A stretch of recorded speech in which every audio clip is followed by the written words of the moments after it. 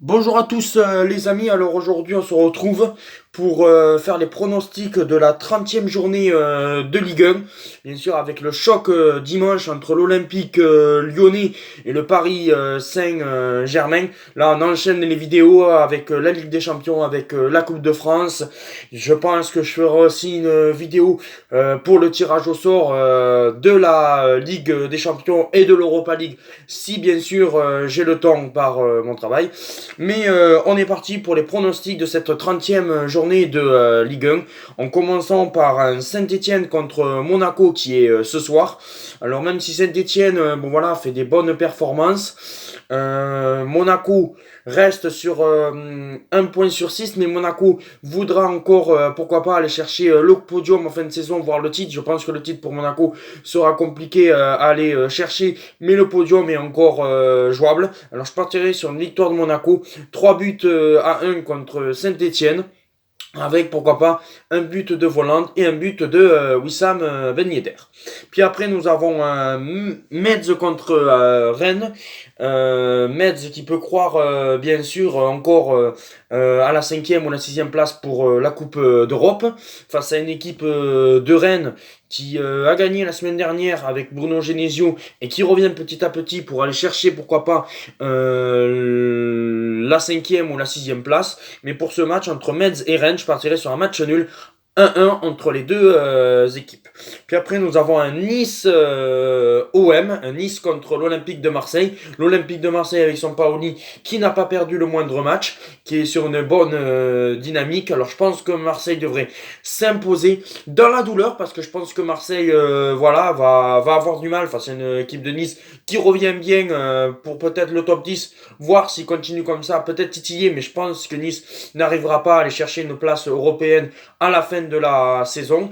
Alors c'est pour ça que je vois une courte victoire de l'Olympique de Marseille, 2 buts à 1.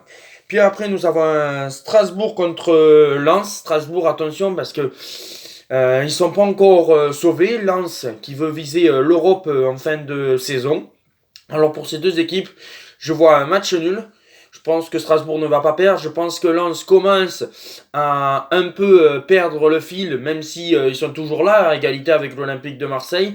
Mais je pense qu'ils vont avoir un peu de mal. Alors c'est pour ça que je pense que Lens voilà, va faire match nul et que ça serait quand même un bon résultat pour Lens de faire match nul à Strasbourg. Puis après, nous avons un Nantes-Lorient. Et ça, c'est un match, même si Nantes a gagné contre Lorient.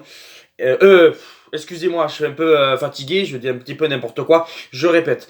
Nantes qui a battu le Paris Saint-Germain au Parc des Princes. Là, c'est la continuité. Il faut gagner contre Lorient pour aller chercher des points pour le maintien. Et je vois une victoire de Nantes à l'arraché contre Lorient. Un but à 0. Et comme ça, Nantes se donnerait de l'air pour le maintien. Puis après, nous avons un Brest-Angers. Alors, Brest-Angers. Voilà, c'est deux formes. Brest qui joue le ventre mou, mais voilà, autour de la 15e place. Angers va viser le top 10 ou pourquoi pas essayer, pourquoi pas, de viser un peu plus haut que le top 10. Voilà, mais je pense que Angers va avoir du mal à aller chercher une place européenne. S'ils sont dans le top 10, ça serait quand même une très belle saison.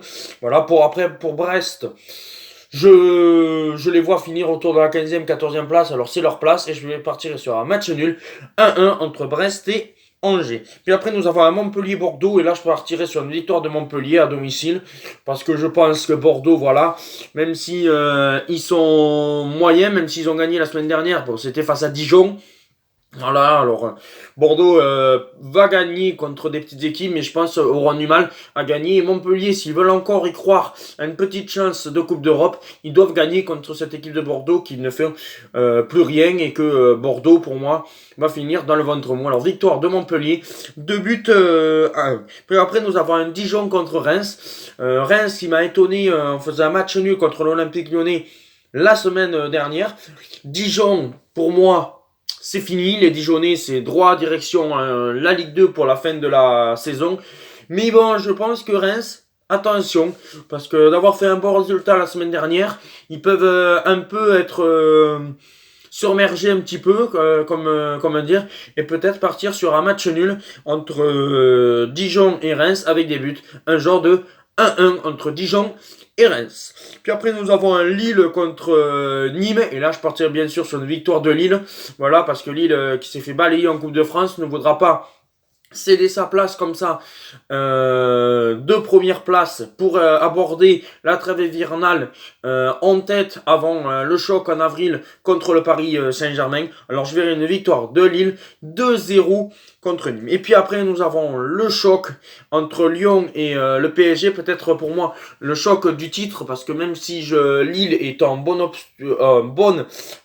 obsture pour aller chercher ce titre, pour moi je pense que ça va se jouer entre l'Olympique lyonnais et le Paris Saint-Germain. Voilà, un Paris qui va pas faire tourner, mais est-ce que Paris va être un peu fatigué de son match de Coupe de France? C'est la question que tout le monde se pose. Lyon, voilà, qui a eu une semaine de repos pour bien préparer ce choc-là. On sait que Paris, contre les gros, n'a pas gagné depuis le début de la saison, à part Lille en Coupe de France. Mais sinon, en championnat, les Parisiens ne gagnent pas. Ils n'ont pas gagné contre le top 4. Alors voilà, c'est à Lyon. Voilà, après... Est-ce qu'il y aura le retour ou pas de Neymar? C'est toute la question qu'on se pose. Alors je partirai quand même sur un match nul entre les deux équipes. Voilà, même je pense que Lille prendrait de l'avance en points. Et que je partirai sur un 2-2 avec pas mal de buts. Peut-être un but d'Mbappé. Draxler qui enchaîne les buts, et de l'autre côté Kadewere et Memphis Depay. Voilà, dites-moi en commentaire vos pronostics pour ces 10 matchs-là, et on se retrouve très vite normalement pour parler du tirage au sort de la Ligue des Champions. Ciao les amis!